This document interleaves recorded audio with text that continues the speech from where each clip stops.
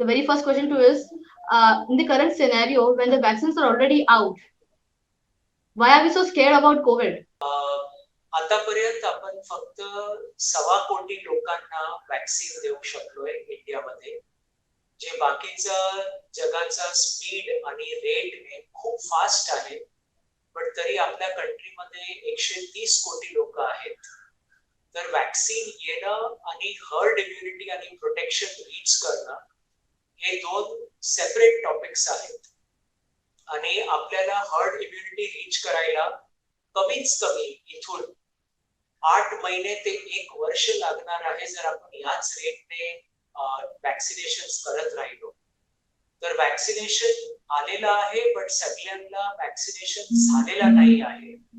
म्हणून आपल्याला या प्रोसेस मध्ये आता पण आपले सारे प्रिकॉशन्स, आपले सारं care in terms of mask घालणं, हँड वॉशिंग आणि सॅनिटायझेशन करणं, फिजिकल डिस्टन्सिंग मेंटेन करणं सगळं करायला लागेल. कारण व्हायरस कुठेही गेलेला नाही आहे. व्हायरस आता पण आपल्या परिसरमध्ये, कम्युनिटीमध्ये आहे आणि तो नवीन नवीन कॉन्टॅक्ट शोधतोय.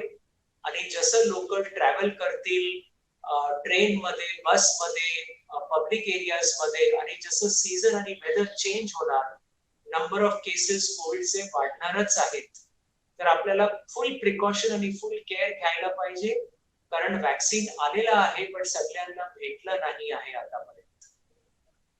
कोविड केसेसचा आकडा जो आहे तो फार वाढलेला आहे म्हणजे गेल्या काही दिवसांमध्ये. तर त्याच्यावर तुम्हाला काय म्हणायचंय? कारण की त्याची म्हणजे कॉज काय आहे का एवढा का वाढला? तर आपण जर पीक ऑफ द कोविड पॅन्डेमिक बघू इंडियामध्ये तर केसेस 96,000 पर डे होतं. तिथपासून ड्रॉप होऊन आता फेब्रुवारीचा स्टार्टिंगला केसेस हार्डली 8,000 पर डे होता आणि आता राईज होऊन अबाउट 14,000 पर डे पर्यंत आलेली आहे. तर आता पण आपण त्या लेवल पर्यंत नाही गेलोय जे आपला पीक ऑफ द पॅन्डेमिक मध्ये होतं. पण याच्या पाठीमागे मेन कारण हाच आहे की लोकांनी काही हदपर्यंत त्यांचं जे प्रिकॉशन आहे, त्यांचं जे केअर आहे ते सोडलेलं आहे. त्यांना वाटतोय की आता वॅक्सिन आलं म्हणजे कोणी आजार पडणार नाही, आपल्याला मास्क घालायचं गरज नाही, आपल्याला फिजिकल डिस्टन्सिंग करायचं गरज नाही. लोक गॅदरिंग्स करतायत हजारोच्या नंबर मध्ये, जिथे आता पण रिस्ट्रिक्शन 100-200 लोकांचं आहे. आता पण लोक ट्रॅव्हल करतायत इन अ वे की त्यांना वाटतं की मास्क वगैरे घालणं आवश्यक नाही. तर हे सगळे जे प्रिकॉशन्स लोकांनी सोडलेलं आहे त्यामुळे केसेस परत वाढले. पण आता पण आपल्याकडे टाइम आहे हे रोखण्याकरता. जर आपण लवकरात लवकर आपले हॅबिट्स परत जसं 2 महिन्या अगोदर होतं तसं केलं. लोकांची सायकोलॉजी झालेली आहे की आता कोविडची जी इंटेन्सिटी आहे, जे व्हायरसची इंटेन्सिटी जी आहे ती कमी झाली आहे. त्याला तुम्हाला काय बोलायचं आहे? तर ते एक खूप इम्पॉर्टंट कॉन्सेप्ट आहे आणि लोकांना असं वाटतं की आता जास्त लोक इम्युन झालेत व्हायरसला. जेव्हा इवन ऑल ओव्हर इंडिया जे एक सर्वे, सिरो सर्वे बोलतात त्याला, त्याने दाखवलेलं आहे की आतापर्यंत 20% और लेस लोकांना हा व्हायरसचा संक्रमण होऊन त्यांचा इम्युनिटी किंवा अँटीबॉडीज डेव्हलप झालेले आहेत. तर हा बिलीफ करणं की व्हायरस आता नाही आहे हा अगदी रॉंग कॉन्सेप्ट आहे. व्हायरस आता पण कम्युनिटीमध्ये आहे, फक्त त्याचं संक्रमण स्लो झाला होता आणि आता परत पिकअप होतोय. तर व्हायरस परिसरमध्ये, एन्व्हायरमेंट मध्ये आता पण आहे, पेशंट्स आहेत, एसिम्प्टोमॅटिक केसेस आहेत जे ट्रान्समिट करू शकतो. आणि इथपर्यंत की ज्यांनी वॅक्सिन पण घेतलेलं आहे त्यांना पण व्हायरस पकडू शकतो. पण त्यानंतर ते होपफुली माइल्ड किंवा एसिम्प्टोमॅटिक राहतील. पण त्या सिच्युएशन मध्ये पण ते दुसऱ्या लोकांना इन्फेक्ट करू शकतात. तर आपल्याला फुल प्रिकॉशन आणि फुल केअर घ्यायलाच पाहिजे. आणि हा मनातून काढून टाकायला पाहिजे की आता व्हायरस नाही आहे, व्हायरस गेलेला आहे किंवा आपण इम्युन झालेलो आहोत. This is not true at all. Covid बघितलं गेलं की आधी खूप प्रमाणात वाढलेलं, आता ते स्लो स्पीड मध्ये आहे. एवढं स्पीड नाही, कमी स्पीड आहे. त्याच्या म्हणजे काय असं डिफरन्स काय आहे की आधी जे पहिली लाट बोलली, मग दुसरी लाट, आता तिसरी लाट आली आहे. तर ही शक्यतो लॉकडाऊन आणू शकते, पॉसिबिलिटीज आहेत. त्याच्यावर तुम्हाला काय बोलायचं? तर माझ्याप्रमाणे फेजेस मध्ये हे virus almost like sweep over regions करतोय.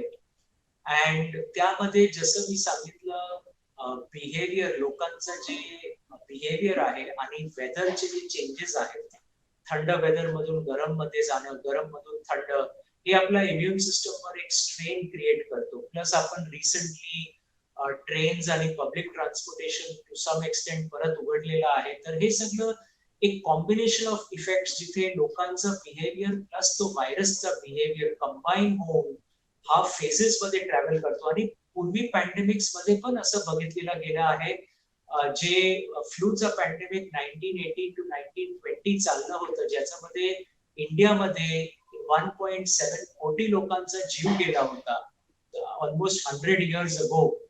त्या पॅन्डेमिक मध्ये पण पहिला केसेस वाढले, मग अगदी कमी झाले आणि परत एक सीझन चेंज मध्ये तो केसेस वाढून पूर्वीचा जे रेकॉर्ड होता ते तोडून वरती गेलं आणि प्रॉब्लेम तेवढा वाढला होता. बट होपफुली कारण आपल्याकडे वॅक्सिन आहे आणि आपल्याकडे प्रिकॉशन्स आहेत, तर लोकांनी जर आता सांभाळून घेतलं तर माझ्याप्रमाणे तो आपल्याला परत फ्लू पॅन्डेमिकला रिपीट होताना, स्पॅनिश फ्लू पॅन्डेमिकला रिपीट होताना बघायला नाही पडणार.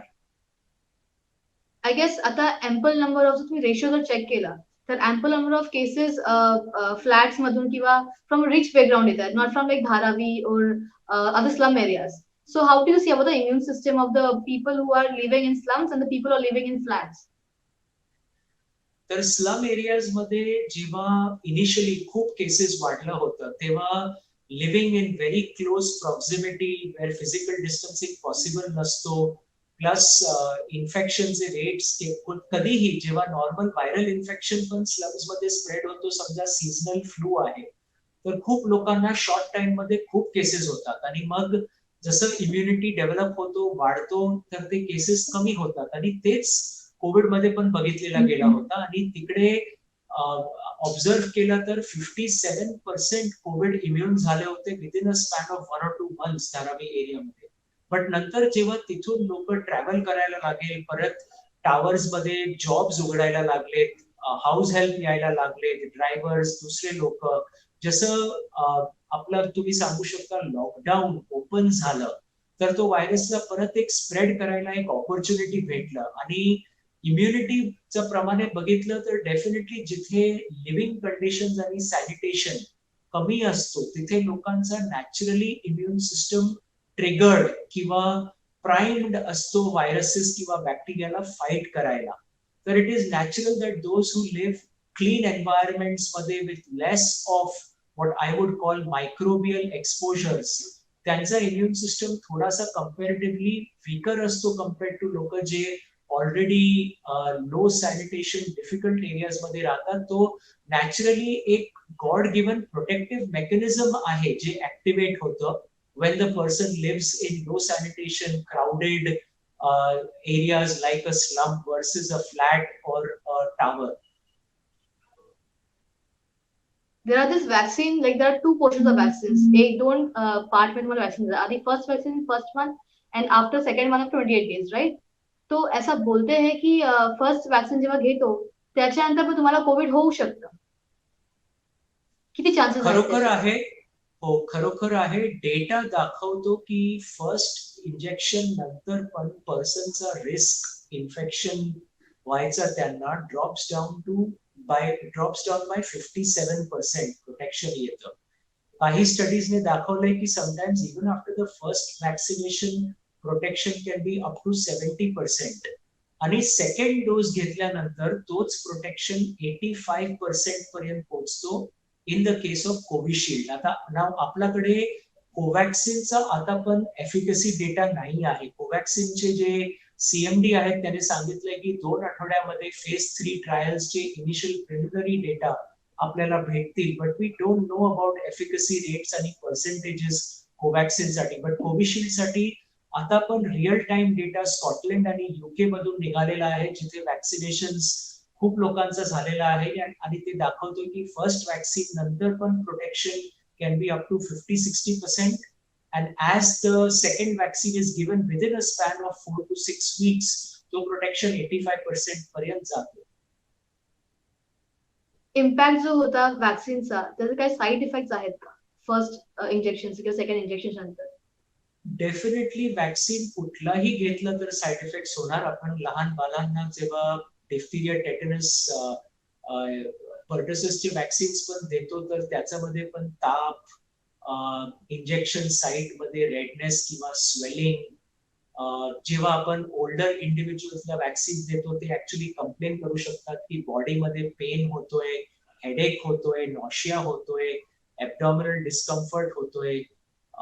तर लोकल रिॲक्शन जे इंजेक्शनच्या साईटला होतात आणि सिस्टमिक रिॲक्शन ज्याच्यामध्ये हेडेक वगैरे पण होणं स्वाभाविक आहे. तर रिॲक्शन वॅक्सिन्स मध्ये होणार हे गिवन आहे, कारण आपण एक फॉरेन व्हायरसचे पार्टिकल्स बॉडीमध्ये इन्सर्ट करतोय ज्याला इम्युन सिस्टम एक विगरस रिॲक्शन देतो, कारण त्याच्यामध्ये ऍडज्युव्हंट्स असतात जे रिॲक्शनला ऍक्सेलरेट करतात आणि स्ट्रॉंगर करतात, even more sometimes than a normal infection.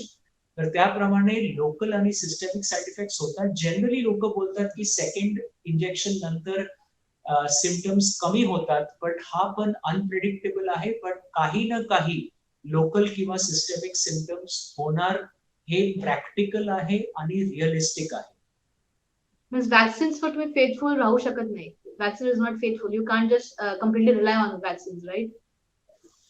हे खूप इम्पॉर्टंट मेसेज आहे निकोल. कुणालाही कम्प्लिटली वॅक्सिनवर डिपेंडंट नाही राहायला पाहिजे. ज्यांचा ऑलरेडी सेकंड डोस झालेला आहे, ऑलरेडी हेल्थ केअर वर्कर्स आहेत किंवा हाय रिस्क इंडिव्हिज्युअल्स आहेत ज्यांना दिलेला आहे, त्यांना पण आठवण ठेवायला पाहिजे की आता पण आम्हाला माहिती आहे की कोविड-19चे SARS-CoV-2चे व्हेरियंट्स सर्क्युलेशन मध्ये येत आहेत. South African variant, Brazilian variant, ज्याच्यावर वॅक्सिनचा इफेक्ट 70-80% नाही आहे. It is less than that, it is 49%.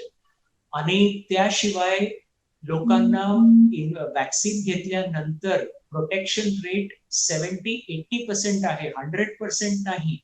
तर पर्सनला वॅक्सिन घेतल्यानंतर पण संक्रमण होऊ शकतो व्हायरसचा, आणि संक्रमण झाल्यावर त्यांना माइल्ड किंवा पोटेन्शियली मॉडरेट सिम्पटम्स होऊ शकतो. But definitely severe symptoms, hospitalisation आणि डेथ पासून तो पर्सन प्रोटेक्टेड राहतो. एवढा आम्ही आतापर्यंतच्या डेटावर सांगू शकतो. Have you come across with any other severe patient who has gone through vaccine and now is very severe, so like serious symptoms or allergic reactions or anything such that? Allergic reactions definitely झालेले आहेत. To Covishield आणि Covaxin याच्यामध्ये काही लोकांना, ज्याला आपण अनाफिलॅक्टिक reaction बनतो, severe allergic reaction झालेला आहे. हा रिॲक्शन जरा US मध्ये, UK मध्ये पण लोकांना फायझर आणि मॉडर्नाचं वॅक्सिन्स मध्ये झालं होतं. आणि अनाफिलॅक्टिक रिॲक्शन मध्ये पर्सनला बॉडीवर फुल रेडनेस किंवा रॅशेस येणं, ब्रीदिंग मध्ये डिफिकल्टी होणं, थ्रोट मध्ये स्वेलिंग, बॉडीमध्ये स्वेलिंग, असे काही सिव्हिअर रिॲक्शन्स होतात. बट हे खूप रेअर आहे आणि आतापर्यंतचा डेटा दाखवतो की 1 in 2.5 मिलियन और 1 in 5 मिलियन असं रेट्सने असे सिव्हिअर रिॲक्शन्स होतात. हे रिॲक्शन्स केस रिपोर्ट्स मध्ये वॅक्सिन मॉनिटरिंग आणि सर्वेलन्स जे सिस्टम आहे इंडियामध्ये आणि दुसऱ्या पार्ट्स ऑफ द वर्ल्ड मध्ये, तिथे रिपोर्ट करणं ऑफ द डॉक्टर्स खूप आवश्यक आहे. आणि ते रिपोर्टिंग झाल्यावर आपल्याला ऍक्युरेट डेटा आणि नंबर्स भेटतील की किती लोकांना असं रिॲक्शन्स होत आहेत. बट आतापर्यंत हे रिॲक्शन्स रेअर आहेत आणि त्या फिअरमुळे लोकांना वॅक्सिन न घेणं हा अनरेकमेंडेड, नॉट रेकमेंडेड आहे. प्लस दुसरं, ज्या लोकांना पूर्वी वॅक्सिन्स घेऊन रिॲक्शन झालेले आहेत किंवा त्यांना फूड किंवा मेडिसिन्सची सिव्हिअर एलर्जीज आहेत, त्यांना डेफिनेटली आपल्या डॉक्टरांना किंवा हेल्थ केअर सिस्टमला इन्फॉर्म करायला पाहिजे की त्यांना असा प्रॉब्लेम आहे. कारण एव्हरी वॅक्सिन नंतर पर्सनला अर्धा तास सेंटरमध्ये थांबायला सांगितलेला जातो to the observe them so that they don't get a reaction. आणि जर रिॲक्शन झालं तर त्यांना लगेच ट्रीटमेंट देऊ शकतं. आणि ज्यांचा हाय रिस्क केस असतो ते लॉंगर ड्युरेशन पण वेट करू शकतात, कारण अक्यूट आणि severe reactions generally occur within an hour or two. Women's body differ from men's body. So does it impact women's body more highly than men, or is it same? Is it equal? आतापर्यंत जेवढा data आहे आपल्याकडे त्याप्रमाणे women आणि main similarly respond करतायत to the vaccination. आणि vaccination मध्ये जे अँटीबॉडी प्रोडक्शन आहे ते इंटरेस्टिंगली विमेनचे अँटीबॉडी टायटर्स लेवल्स मेन पेक्षा हायर आहे. आणि हा नॅचरल इन्फेक्शन मध्ये बघितलेला आहे आणि वॅक्सिनेशन मध्ये पण बघितलेला आहे. त्याच्या पाठीमागे कारण खूप आहेत, इन्क्लुडिंग हॉर्मोनल सिस्टम, इम्युन सिस्टमचा प्रायमिंग आणि नेचर आणि दुसरे फॅक्टर्स. बट ओव्हरऑल दोघे मेल्स आणि फिमेल्स चांगल्यापैकी वॅक्सिनला रिस्पॉन्ड करतायत आणि त्यांचा ओव्हरऑल प्रोटेक्शन लेवल चांगला आहे regardless of gender. Lot of cases I've gone through, like I've seen it, where women are complaining about the menstrual cycle, which is completely irregular and everything has happened. So is that COVID plays any role in that, or is just about our laid back because हम घर पे हैं, work from home कर रहे हैं, तो it's because of that, or it's about COVID? हा प्रश्न एक clarification हे your saying after Covid infection लोकांना असं झालेलं आहे लेडीजला, की तुम्ही बोलतायत की जनरली कोविड इन्फेक्शन कोविड नंतर पोस्ट कोविड इम्पॅक्ट मध्ये डज इट इम्पॅक्ट युट्रस?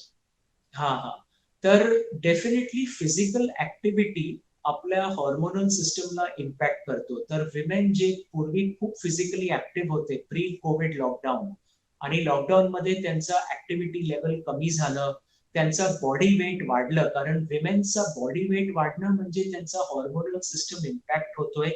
आणि त्या चेंज मध्ये बरेचसे लेडीजला इरेग्युलॅरिटीज किंवा नेचर ऑफ पिरियड्स मध्ये, मेन्स्ट्रुअल सायकल्स मध्ये चेंजेस बघितलेला गेला आहे. कोविड स्वतः पण कधी कधी हॉर्मोनल सिस्टमला because of the physical drain जे इम्पॅक्ट होतं एनर्जी लेवल्सवर, फिजिकल हॉर्मोनल नर्वस सिस्टमवर इन्फेक्शन नंतर, त्यामुळे कोविडचे इम्पॅक्ट पिरियड्स वर पण लेडीजला बघितलेले गेलेले आहेत. But that is not a primary effect of the virus it self. तो इफेक्ट आहे because of the impact the virus has on the entire body in terms of the energy levels, the drainage of the energy levels, the fatigue, आणि जसं मी सांगितलं nervous आणि hormonal सिस्टमवर effect. But Covid मध्ये घरी बसून exercise न करून वजन वाढवून डेफिनेटली हॉर्मोन्सवर आणि पिरियड्सवर इम्पॅक्ट होऊ शकतो लेडीजला.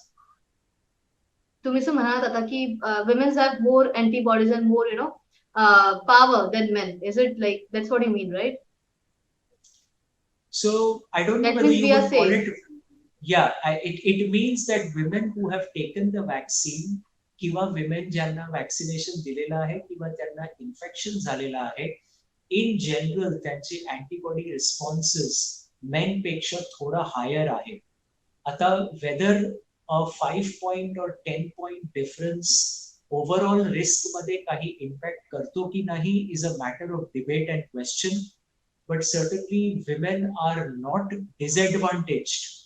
त्यांच्यामध्ये काहीही कमी नाही आहे व्हायरसला रिस्पॉन्ड करायला, नॅचरल व्हायरसला किंवा वॅक्सिनेटेड व्हायरसला. तर ते एक पॉझिटिव्ह थिंग आहे आणि लेडीजला ते कॉन्फिडन्स भेटायला पाहिजे की their immune system will protect them if they get expose to the virus. Thank you, Dr. Roy. Thank you for your time. Thank you so much. I would take your leave and I would say thank you for all the information I've given. It's very important and it's very crucial. Thank you for every information I've given. Thank you so much.